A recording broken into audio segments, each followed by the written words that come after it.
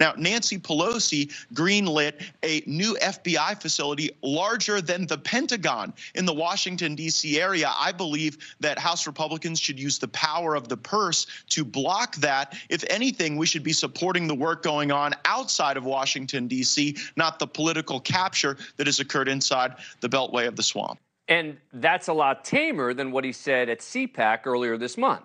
And I don't care if it takes every second of our time and every ounce of our energy. We either get this government back on our side or we defund and get rid of, abolish the FBI, CDC, ATF, DOJ, every last one of them, if they do not come to heel. Right. He doesn't want to just defund the FBI. He wants to abolish the FBI.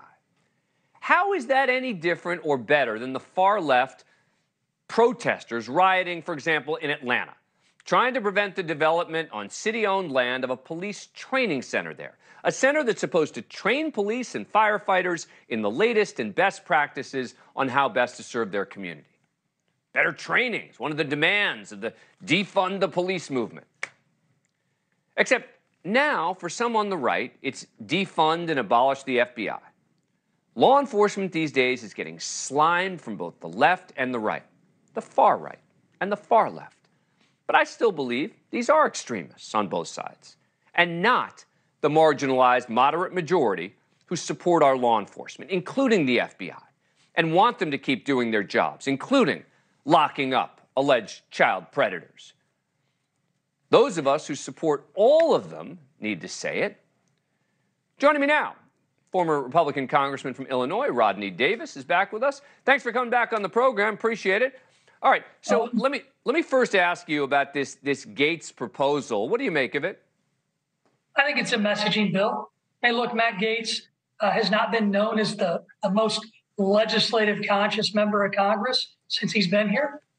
He has some personal beefs with the FBI and the DOJ, and he threw this bill out there to talk about fiscal responsibility. It hits all the high points that Matt Gaetz wants to hit and send a message to Chris Wray and Merrick Garland.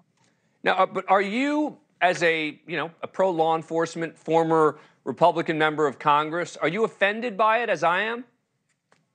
Well, this is talking about a brand new headquarters. And in the end, I think it's healthy to have the debate as to why the FBI needs a new headquarters and where it should go. Keep in mind that the FBI and the DOJ basically called Matt Gaetz for the last few years a child predator. They said they had a shut and dry case to indict and arrest him. And you know what? They didn't indict him.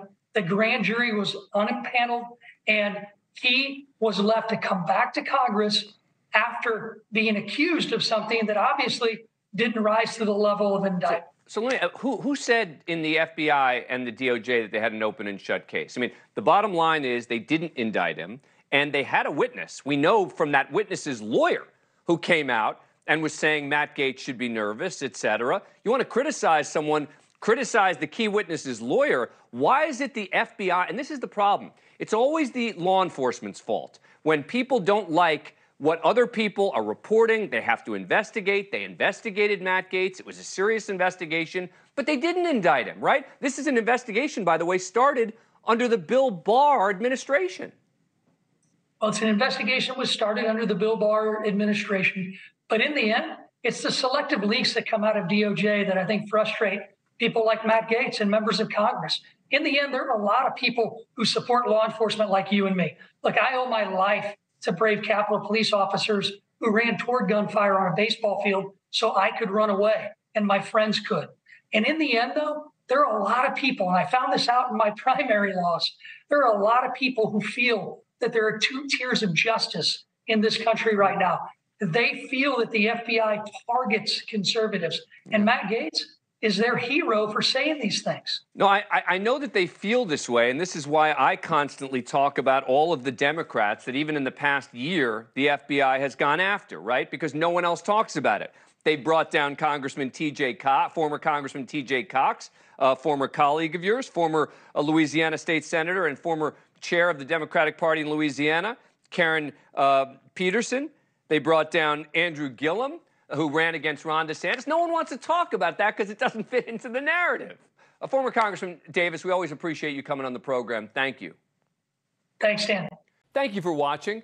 Go to newsnationnow.com to find News Nation on your cable provider. And don't forget to click the red subscribe button below to get more of News Nation's fact-driven, unbiased coverage.